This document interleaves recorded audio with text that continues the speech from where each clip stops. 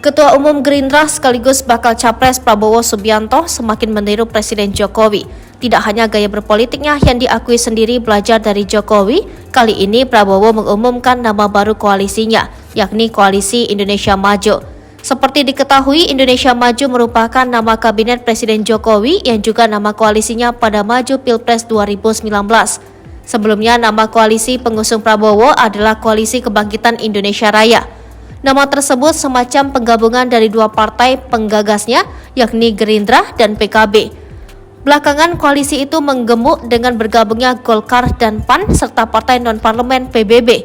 Prabowo pun menetapkan nama baru Koalisi Indonesia Maju. Hal itu disampaikan Prabowo saat berpidato pada acara rangkaian HUT ke-25 PAN di Hotel Sultan Jakarta. Prabowo mengatakan nama baru gabungan partai itu adalah hasil rembukan para ketua umum partai.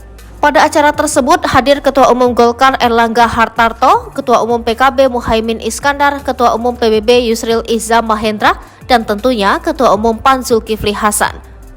Tadi kita berembuk, para Ketua Umum tadi berembuk walaupun sebentar, Pak Zul, Pak Erlangga, Gus Muhaimin, dan Profesor Yusril, kita sepakat koalisi kita namakan Koalisi Indonesia Maju, kata Prabowo langsung disambut riuh dan standing ovation para kader PAN dan undangan yang hadir.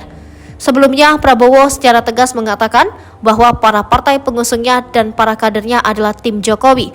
Pernyataan itu tidak dipekikannya tanpa ragu. Kita adalah tim Jokowi, kita tidak malu-malu, pekik Prabowo. Semenjak masuk ke kabinet pemerintahan Jokowi pada 2019 lalu, Prabowo mengaku belajar banyak.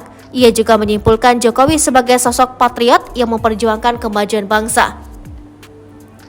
Dan saya mengatakan, saya bukan istilahnya orang yang watak untuk menjilat dan sebagainya.